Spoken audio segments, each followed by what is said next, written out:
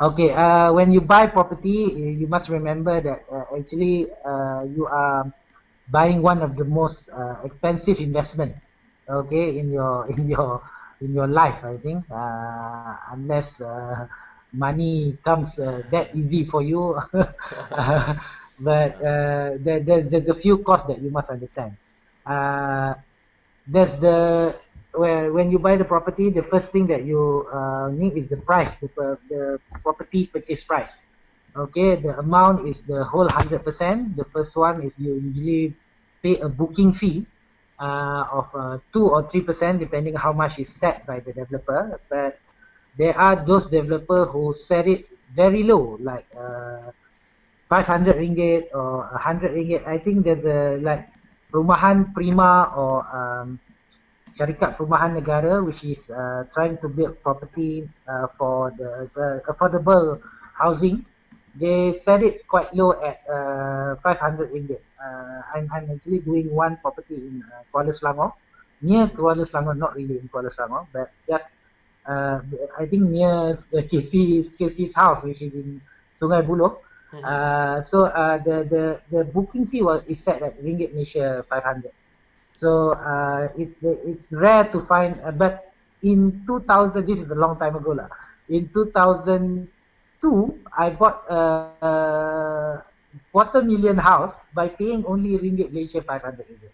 But as I said, I'm not sure whether there are people doing it, and there are housing developer who are doing it anymore. But I did manage to once had the opportunity to buy it with Mm. a very low booking fee. Wow. Okay, after that, I got, other than the Ringgit Malaysia 500, I got 100% housing Financing. loan. Financing. So You can still get actually, back your 500 ringgit. yeah, my initial investment was the 500 ringgit. Then I got the 100% housing loan. Then the developer actually paid back my 500 ringgit. So that was the day lah. I think that's a very rare opportunity lah. From the knowledge that I have now, that's something that it's hard to find anymore. Mm-hmm. So the booking fee can be as normally is 2 or 3%, and some if you are lucky you can get it lower than that. Okay, and then after paying the booking fee, you must actually pay a 10% deposit, the first payment. Okay, because the tiered, so if you already paid 2 or 3%, you must complete it to make it 10%, and 10%. become you add in another 7% or 8% depending on how much the tier that you paid lah. Mm-hmm. Okay, and then after that you pay the 90% according to a schedule. The schedule is at the back of your sale and purchase agreement. It's the fifth schedule of the sale and purchase agreement. That schedule is you follow according to how much of the property is being built. As the property is being built, the uh, housing developer will send a billing to you and to the bank, and actually will ask you to pay that amount. It must come to you because the contract is between you and the housing developer. Some of my clients sometimes is angry that they got the billing, although they already financed the house. Okay, Mm. please remember that actually the housing loan and the buying from the developer is two separate agreements. Okay, the bank is facilitating you to buy the property, but the sale and purchase agreement is between you and the housing developer. Mm. So whatever dealing, whatever problem that you have with the building is between you and the housing developer.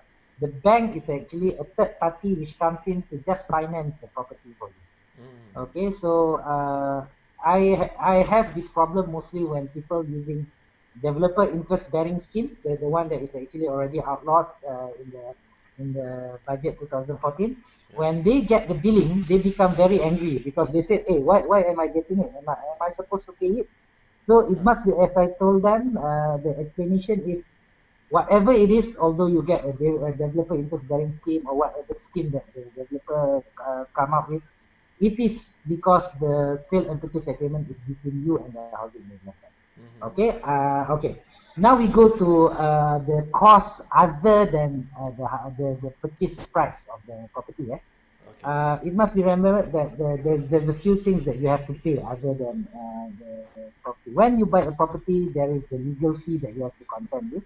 I think in the first seminar I did explain about discount, about the fee being absorbed by developer, and sometimes the fee is if you have a housing loan, if the fee can be financed, or the fee can also be subsidized by the bank.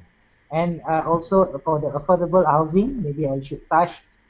Sometimes the fee is also subsidized by the government, doing the government agency, or the doing the affordable housing for the masses lah. Sometimes they give it for they bear the cost of the living. So from the housing developer, if you buy it straight from housing developer without any of the scheme getting involved, you actually have a benefit of of an automatic discount of around 25%. Okay, given by the act. Okay, given by the Legal Profession Act. Is an 25%? automatic from the amount of the legal fee lah.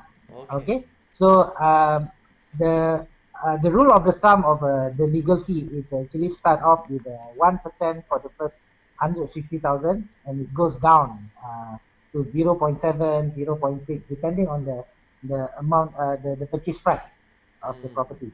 Okay, so that legal fee has a discount.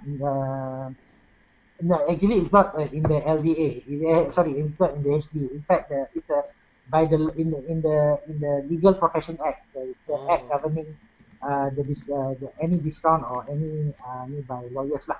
Okay. Okay. So sometimes you don't see it because the developer bear these costs. Okay, you won't know it because this is I think most housing development now, they sell property with legal fee being borne by the housing developer. So that's why you rarely know about this 25% discount. But if you know about it, maybe you want to bear the cost yourself. Okay, which is actually something I sometimes suggest to a few people, because they say that they want to be protected totally from the housing developer. The housing developer doesn't complete the property and everything. So I said, if you pay the bill yourself, that's where you are protected totally. But if you ask the housing developer to pay for you, that's where you actually kind of forgo the protection. So that's actually something of a trick. But of course, people would rather not pay anything than actually worry about something they cannot see in the future. So abandoned project or unscrupulous developer building property not up to spec, to them that is something unseen yet.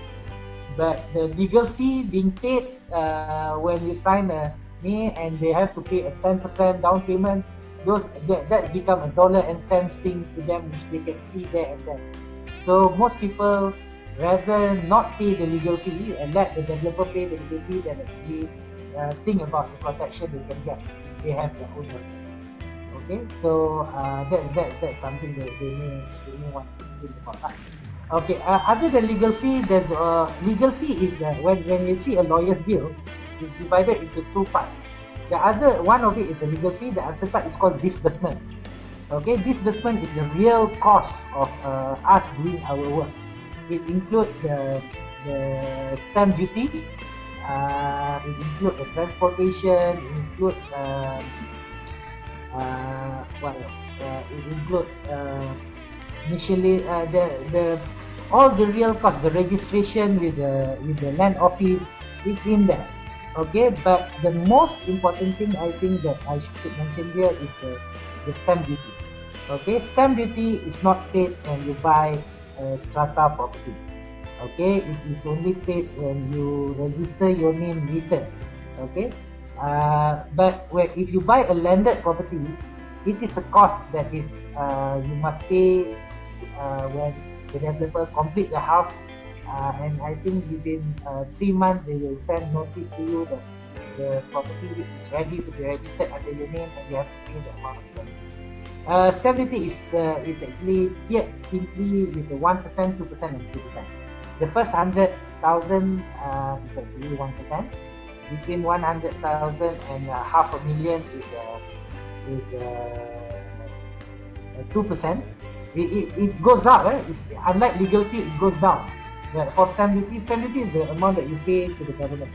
Okay, above half a million is 3%. That's it. Okay, so when you are asked to pay this, actually, it is good for you because it shows that the developer will register the name of the property in your name. Okay, when you pay it, they will register the name in your name. So when the strata property, for strata property, it will only when the individual title for the strata property is out, which may take, although there's already a few modernization happening in the land office, it takes sometimes between 5 to 10 years for you to get the strata property. So when you get the notice, maybe within 5 to 10 years, you have to pay the stamp duty amount. When you buy it, of course, the legal fee and the sale is cheaper because stamp duty is not included. Okay. So those are the costs. I think the important costs that when you buy purchase a property from the housing. Okay, so I